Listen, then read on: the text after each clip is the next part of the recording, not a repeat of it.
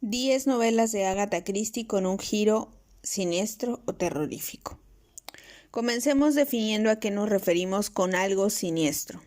En su obra de 1919, también titulada Lo siniestro, Sigmund Freud busca ubicar lo ominoso dentro de las angustias. Recordemos que tanto en la histeria como en la neurosis obsesiva es crucial ubicar a la angustia.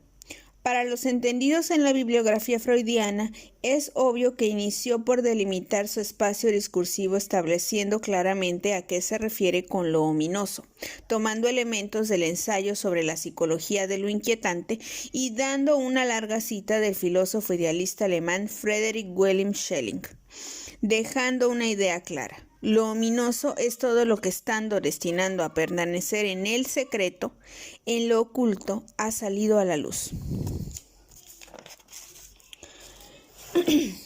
En la obra de Agatha Christie hay una constante presente en varios libros, y es su rechazo a buscar culpables externos en sus historias. Si algo sabemos es que en un libro de Agatha Christie, los temores reales sobre lo amenazante siempre vienen de aquello que ya es conocido y familiar. Número 10. Némesis, de 1971, puede tomarse como la continuación de Muerte en el Caribe, pues desde las primeras páginas se hace referencia a dicha novela. En esta historia, la señorita Marple recibe la encomienda de nuevamente desenmascarar a un peligroso asesino. Sin más pistas que un boleto a una excursión por casas y jardines famosos de Inglaterra, junto con el nombramiento oficial de Némesis, la señorita Marple nos lleva por una aventura donde su capacidad de percibir la maldad la ayudan a desenmascarar un crimen. Número 9. 10 negritos. Desde 1939 se ha convertido en una de las obras con más adaptaciones en la historia de la bibliografía de Agatha Christie. El argumento cuenta la historia de 10 personas que llegan convocadas a la Isla del Negro. Todos tienen antecedentes criminales de los que salieron impunes, y poco a poco cada uno de los habitantes empieza a morir, de formas extrañas y en las que simulan la famosa rima 10 negritos.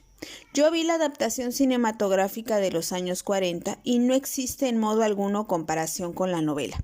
La estética y el tono de la novela es absolutamente siniestro y asfixiante, de tal manera que te sientes identificado con la situación en la que se encuentran estos personajes. Número 8. Navidades trágicas. Publicada en 1939, nos cuenta la historia de un extraño homicidio ocurrido a puerta cerrada en la mansión de un mezquino millonario. Las referencias a Nietzsche y a la entonces reciente teoría psicoanalítica le dan un toque interesante de extrañeza al misterio resuelto por el detective Poirot. Número 7. El caso de los anónimos, de 1943. Uno de los enigmáticos casos de la señorita Marple cuenta la historia de unos extraños anónimos que circulan por un tranquilo pueblo de la Inglaterra rural. Esta historia da la impresión de, en su narrativa, ir construyendo una cerca alrededor del espectador, que lo encierra y entonces sientes el peligro real como algo que te acecha. Número 6. Cianuro espumoso. De 1945 nos relata la muerte de una hermosa socialité mediante un truco bastante ingenioso. Uno de sus compañeros envenena deliberadamente su copa y la escena se repite poco tiempo después con el mismo grupo de acompañantes. Tomando como marco la tradición mexicana de Día de Muertos, la intriga presente en este caso nos recuerda que los seres queridos no mueren en tanto nosotros estemos dispuestos a tener espacio para ellos en nuestras vidas. Número 5. Matar es fácil. Con un personaje perspicaz que recuerda a Miss Marple, este caso comienza siendo investigado por una dulce anciana que viaja en tren para buscar un detective en Scotland Yard y contarle que en su tranquilo pueblo hay un asesino suelto matando impunemente de manera compulsiva. Para el espectador resulta intrigante ver cómo la dulce anciana es atropellada antes de llegar a Scotland Yard, pero después de haber contado a un compañero de viaje lo sucedido. Este continúa con la misión de la anciana, sobre todo tras haber escuchado la aguda afirmación: matar es fácil. Número 4. Después del funeral de 1953. Un millonario fallece y su familia se reúne para el funeral. En mitad del evento, uno de los presentes señala claras dudas de que la muerte fuera natural. Al morir precisamente esa persona atacada por un hacha, Hércules Poirot comienza una investigación donde demuestra lo cerca que está el asesino. Esta historia la vi por primera vez en la película protagonizada por David Suchet, con un elenco que incluía al entonces joven Michael Fassbender, y entre los valores de producción está, en definitiva, la actuación de quien se revela como el asesino. Sus motivos y la metodología de su asesinato asustan. Se anuncia un asesinato de 1950. Número 3. Se anuncia un asesinato. En una hermosa casa de campo, típica de los pueblos pequeños en Inglaterra rural, llega el periódico con una extraña nota publicada en él, donde aparece esa dirección con una fecha en la que se cometerá un asesinato.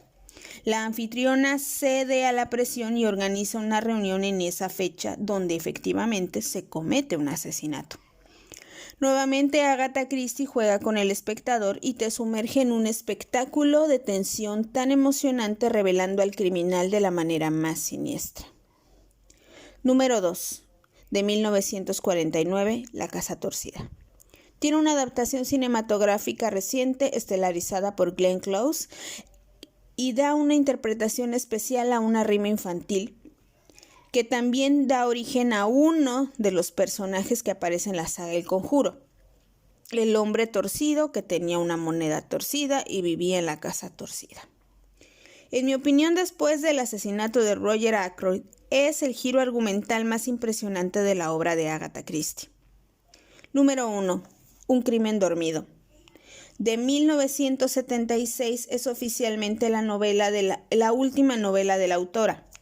Ya eran los años 70 y en palabras del periodista Federico Jiménez Losanto, está fuertemente influenciada por obras contemporáneas como el trabajo de Brian De Palma. Desde la premisa es interesante. Una joven recién casada se muda a un pueblo de Inglaterra en una casa que necesita decorar. Ahí comienza a tener visiones de haber vivido un evento traumático, cuando ella toda su vida la ha pasado en otro país. En una representación teatral en Londres sufre un ataque de pánico y afirma tener recuerdos de haber presenciado un asesinato en esa casa, perpetrado por un monstruo con manos de gorila. El cierre de la carrera literaria de Agatha Christie fue espectacular. Tomó elementos de su entorno para seguir produciendo de acuerdo a la idiosincrasia de la sociedad que la rodeaba y dejando a sus fanáticos un legado que va más allá del morbo y los elementos superficiales del crimen.